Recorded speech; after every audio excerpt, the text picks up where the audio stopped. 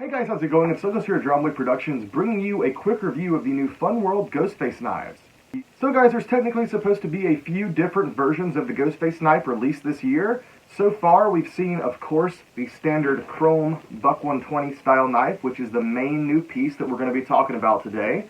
They also had these Ghostface bleeding mask image knives, and they also had pretty much the same thing as that, just the plastic butcher knife from Rob Zombie's 2007 Halloween, but packaged on the Ghostface knife packaging, so I don't know, but that's a thing. They also have light-up butcher knives from what I've seen. I've only seen one person find those at their local Spirit, so I'm not entirely sure what's up with those, but if I see one of those, I'll definitely grab it. As for now, this video is just going to be taking a look at the printed image knives and the new Buck 120 style knives. So guys, first thing I want to talk about is this Buck 120 knife. This is something that we've been wanting from Funworld for a long time. Fans have always wanted a more accurate version of Ghostface's knife, which, if you don't know, is a Buck 120 knife. And this year, Funworld finally delivered with these new chrome Buck 120 knife replicas. So, at a first glance, they look pretty freaking sweet, but let's take a closer look. As far as the packaging, I'll be honest, pretty bland. Now, if you pick these up from Spirit specifically, they should have the Spirit branding here on the packaging, so that might be like the only main difference from ones you might pick up from other retailers, but I guess that kind of adds like a little bit of package collectability, but it's not that big of a deal. And alright guys, I did pick up a couple of these, so as much as it pains me to, unseal some of these products, this is definitely something we want a more hand-on looks at. So, as far as how it's attached, it's just pretty much two black zip ties, attaching it to the cardboard header tag. And here we have it, guys. Take a look at that. Isn't that cool? I want to go ahead and say, if you guys haven't already seen it, go check out Nate Reagan's video on this knife, aka Reagan Productions on YouTube. He did a full in-depth look at this, and of course, Nate knows everyone who worked on every Scream film. He knows everything there is to know pretty much about all the props. And the knives are one of the trickier ones that people don't really focus on too much. But there are different versions of the Buck 120 knife, as well as different versions used throughout the different films of Scream. As far as I can tell, this isn't 100% accurate to a real buck knife. There are definitely some changes Funworld made, possibly for copyright reasons, possibly because they didn't want a 100% accurate knife out in the hands of children who might use it for the wrong things. I don't know. But regardless, this one is not 100% accurate to any of the knives used in any of the films, and if I had to say it was close to any of them, and if I had to say it was close to any knife from any Scream film, I would probably say the Scream 4 knife, because as some of you may know, they made their own custom buck for Scream 4, and it had a longer handle, as well as a larger, I believe longer and wider blade. And if I compare this next to a Buck 120, which unfortunately I do not have a real Buck 120 here with me, but I do have a recasted replica from Burkbench, you guys can already see the size difference.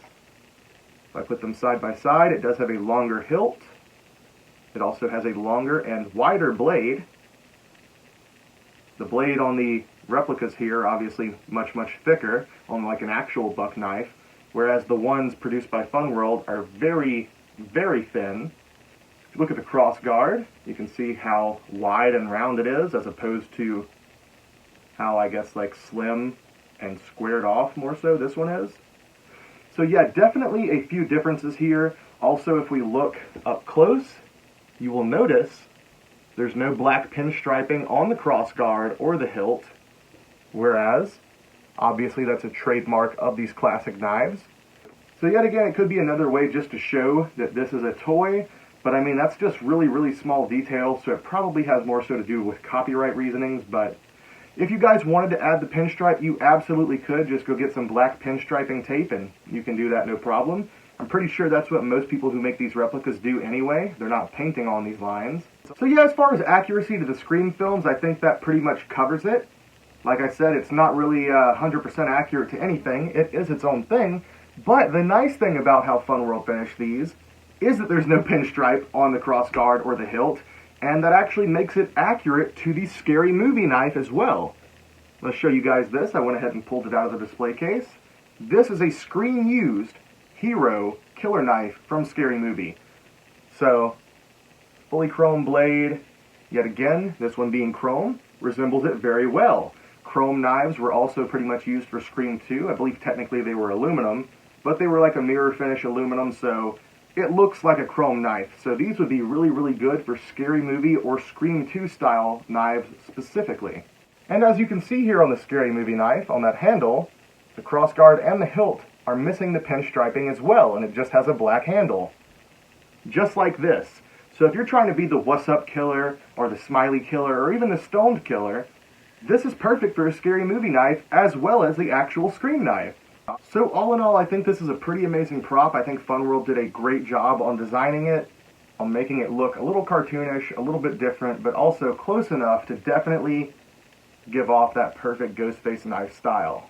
If we're talking about weight as well, this thing is basically weightless.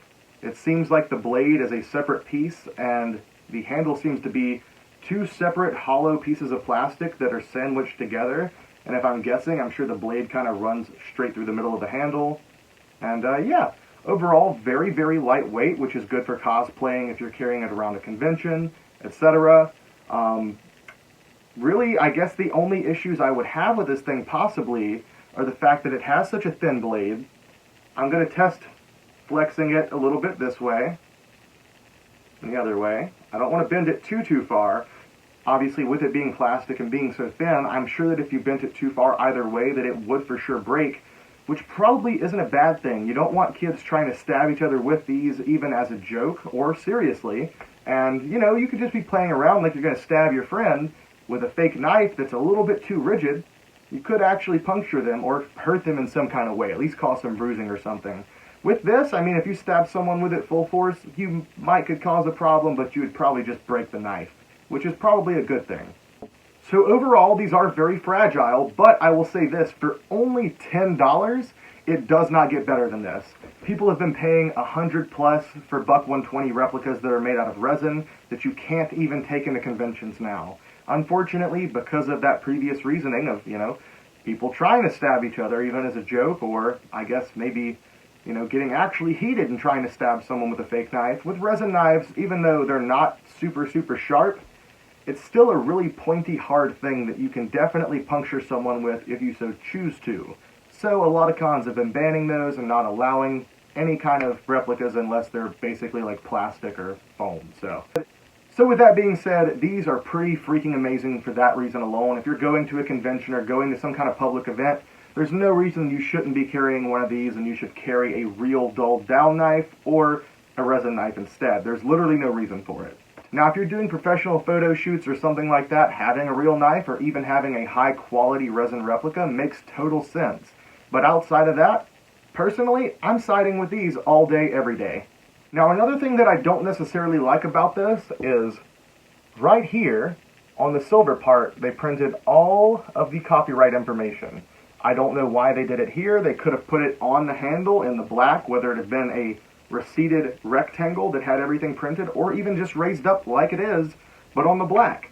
You could still have all the information and also not have to worry about it showing when you're cosplaying. Now granted, you know, it is pretty shiny, it's not super noticeable, but if you're doing any kind of close-ups or any kind of filming with these, it might be pretty noticeable. Then again, like any other actual film, that's why they have hero props for close-ups and stuff like this for stunts. Now you could try to sand this down so that it's not there and refinish it. However, I believe matching this chrome finish is going to be next to impossible. So personally, I would say just leave it as is, but if you really so chose to, you definitely could do it. And if you didn't want it to be chrome, but maybe just like a flat silver, you could always repaint it that way. Personally, I would say just leave it as is. I think that about covers it for this knife in particular, so for $10, I say that this is an absolute must pick up for any Ghostface or Funworld fan. Even if you already have one, maybe pick up 2 or 3. Don't go crazy grabbing a whole bunch of these, but it wouldn't be a bad idea to have one just in case yours breaks, or you could always customize them. I will be making a video probably in the near future showing how to customize these and bring down the shine a little bit. Obviously bloody them up if you're interested, so keep your eyes peeled for that. And as for the other knife in today's video, pretty much the same exact packaging. Like I said, I believe they just used this for all the different style knives. And yeah, I mean, it's a plastic butcher knife with an image of a bleeding Ghostface printed on it. I gotta say it does look pretty cool. I bought it because it's just a weird piece of merchandise, but I'm not entirely sure why this exists beyond maybe Funworld trying to get rid of some of these old plastic knives. I also thought about taking this one out of the package to get a closer look at it, but to be honest, there's really no reason to. I looked, just kind of bending it back, and it looks like the same exact image is printed on the other side. So really no need to unpackage this one. And I don't know, for 10 bucks, I would say probably go ahead and pick it up if you're a collector. If this is something you're interested in trying to do, try to get all the different pieces or all the different weird accessories, this is definitely one of the more oddball ones that I would pick up while you can, because I don't really see them producing these in the future for much longer, if ever again. I almost forgot to mention they are also supposed to come out with a scorched knife for the Scream Ghostface, but so far I have yet to see any of those, so until then, that's going to do it for today's video. I hope you guys enjoyed. And yet again, go check out Nate's channel if you haven't already. If you guys are watching this channel and you have not already subscribed, please go ahead and do so, because I do greatly appreciate the support. And with that being said, there's no reason to give you guys any close-ups, because there's really not much else to see. So I hope you guys enjoyed today's video. I love you all, and I'll see you next time.